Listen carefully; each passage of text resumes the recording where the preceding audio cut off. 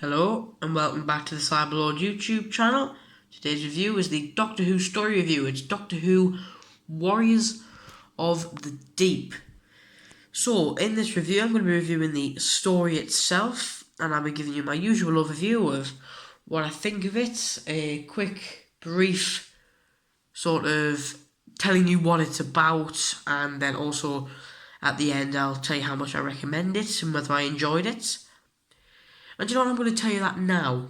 This is one of the best stories I have ever seen. I'm putting that right out there for Doctor Who, because it is brilliant. It is fantastic. Now, what I'm going to do is I'm going to tell you the main reasons behind that, and really, because of these two things on the left and the right hand side, the Sea Devils and the Silurians, two of the greatest monsters ever to appear in Doctor Who. So, if you don't know what the Sea Devils and the Silurians are, they're both sort of prehistoric creatures that live underwater.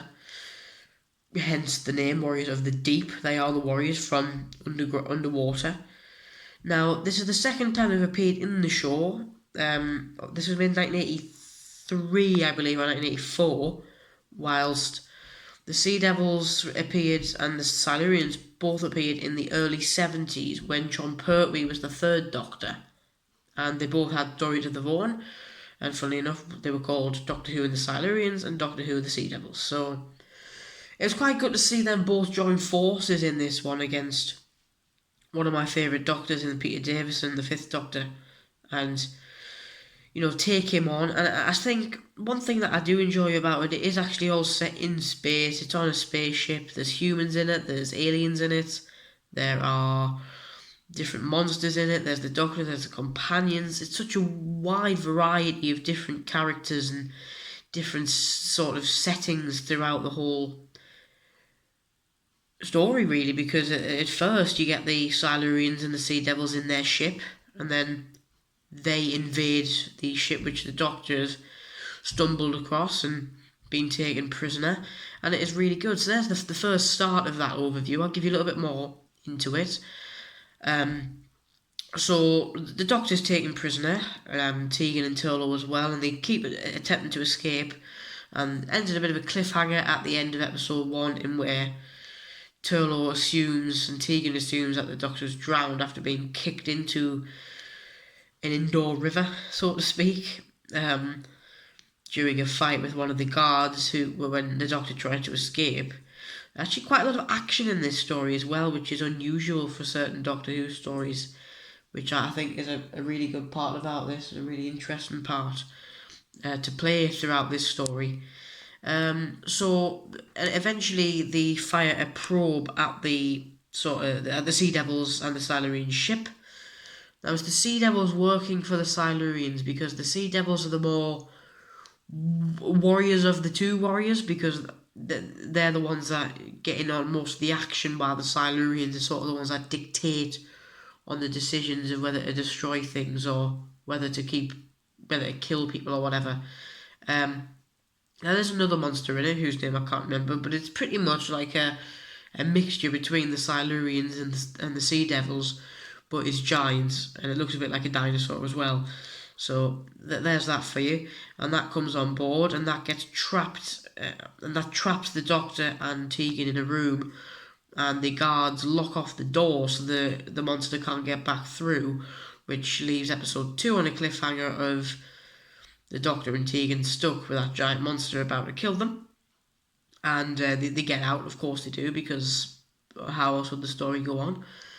The monster gets killed, and the Sea Devils and the Silurians, they probably board the ship now, start killing people. Now, a main thing in the background, because in every Doctor Who story there really is something else going on besides the main plot, and that is that there's a Doctor and a captain on the ship that work together to sort of get a worker, and this worker isn't really mentally fit to do his duties on the ship, and he's not very good at what he does. He doesn't want to kill the Silurians, he doesn't want to fire missiles or anything. So they take him from behind everyone's back, and sort of get him under mind control, really, and ends up killing a few people on the ship before he dies himself. Because he gets killed because he had there was no need for him anymore, pretty much. So quite harsh, but yeah. And the Silurians come across the Doctor as they're about to kill him. The Doctor says, we've met before, and that's referring to Doctor Who and the Silurians with John Pertwee as the Doctor. And he proves that he is the Doctor because he tells them about how they was initially seeking to be part of the human race and to be alongside with them. But this time, the Silurians have changed their mind and they're pretty much coming to kill all humans. So there's a big change between both stories of what the Silurians are wanting to get out of these attacks.